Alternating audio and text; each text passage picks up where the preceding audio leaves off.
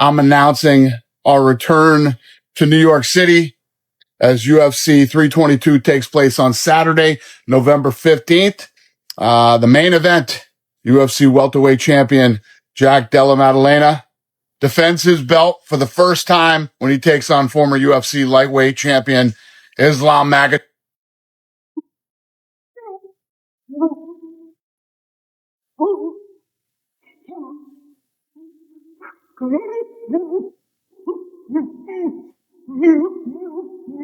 The UFC is ready for a huge fight.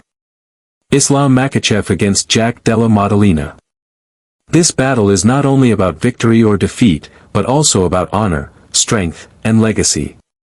Two fighters will clash and the result could rewrite UFC history. He's a big guy. I think he's going to fill into that weight. He's a really big 155er.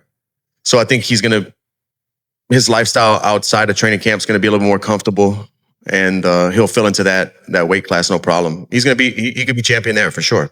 How do you think he does against JDM? I think the beginning of the fight's going to tell the story, like how well JDM does at getting up, how well JDM does at keeping Islam off of his feet, off of his legs, like, off of the cage. It's tough to call that because JDM's a big guy, athletic. I think he'd be fine, man. I think he'd be good, you know, but people be sleeping on Jack, you know what I mean? And I think Jack is one of the best fighters in the world right now, and I think people is going to find out when that match happens. I don't know. I'm hearing rumors maybe October.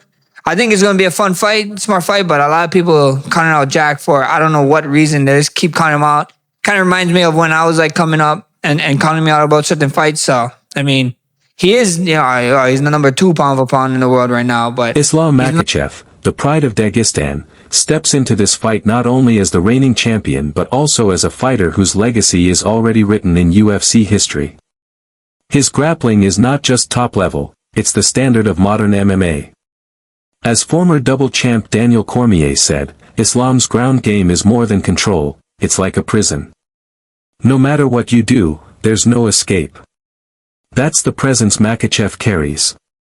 Once the fight goes to the mat, his opponents stop thinking about victory and focus only on surviving. There's been moments where we're in practice, and I'm going with Khabib or Islam, and I'm the big guy. So generally, a smaller guy gets on top of you. When you decide it's over, you just throw him off of you. Yep. No technique, no skills. You just literally grab him, and you kind of throw him off of you. I'm grappling with Islam once, and I try to throw him off of me. But he's still there. And so I give him a little harder shove, and he's still there. Next thing you know, I'm grappling at 100% because the dude's that strong. But again, I had never... But this time, across the cage is a fighter unlike anyone he's faced. Jack Della Maddalena, the fast-rising star from Australia, is known for sharp boxing, punishing body shots, and non-stop pressure. Jack is a whole different challenge.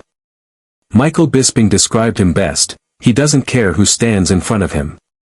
He pushes forward, throws, and makes opponents pay. That's what makes him dangerous, even against Islam. Jack has built his career on breaking fighters both mentally and physically, dragging them into deep waters until they sink under his striking pace. Get a shot now. Don't worry about that. He can defend himself. Shot. Shot. Robert Whittaker predicts Jack Della Maddalena could pull off the upset. His reasoning: JDM's sharp striking, toughness, underrated grappling, and ability to defend or counter Islam's takedowns. He feels Islam has more at stake, and if JDM can keep the fight standing and limit the takedowns, he has a real chance. Jack, if Islam was to stand with him, that'd be a bad idea. With Jack's boxing and the footwork that is associated with boxing, that's going to help him. That's going to be very advantageous. He knows how to defend the takedown. He knows what he's doing off his back. He can get back to his feet. So yeah, I mean, I understand why Islam is a slight favorite because he's tried and tested and the greatest lightweight fighter that the sport's ever seen. But don't be surprised if Jack... Chael Sonnen has shared his thoughts on what a loss could mean for Islam, raising the stakes even higher. While he still expects Islam to win, he admits Jack's size, skills, and momentum make him a real threat. And the fight, I thought Jack handedly had the fight, but it was a fight. Okay, so I don't think it'll be an easy fight for Jack, but I believe in Jack. I think he's got that X factor. He's got that hunger there. He's got the ticker. And, just like with Bilal, just like with Burns before, I think he can do the impossible. He also suggested that if Islam loses, moving back to lightweight or rebuilding at welterweight could be harder than many expect. Out on his own?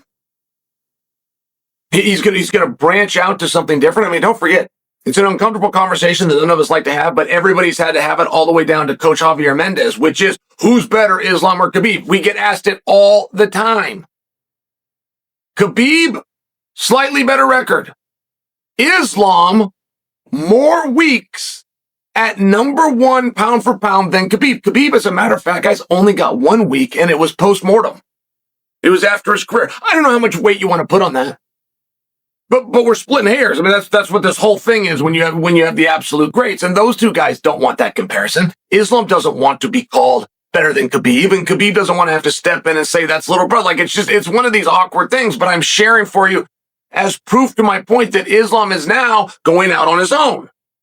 What makes this fight stand out is the clash of styles. As Joe Rogan said, this is the true definition of styles colliding.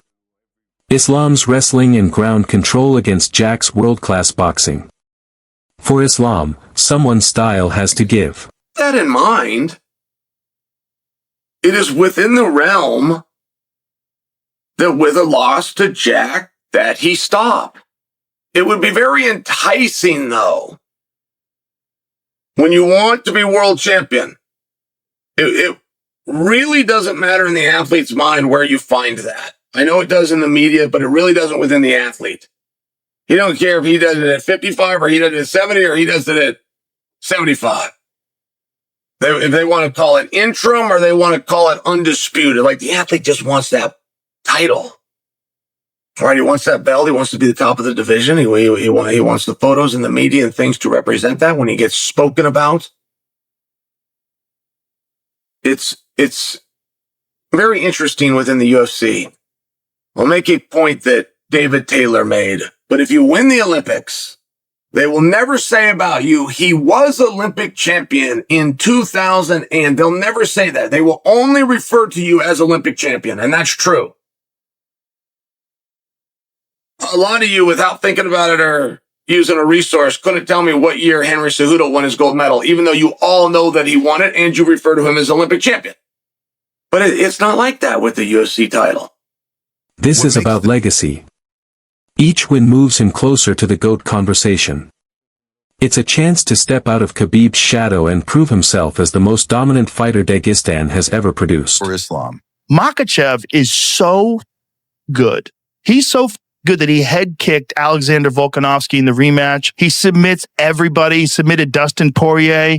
He's a monster. When he gets guys on the ground, he just crushes them. And you could argue that he's dealing with a deeper talent pool. So his weight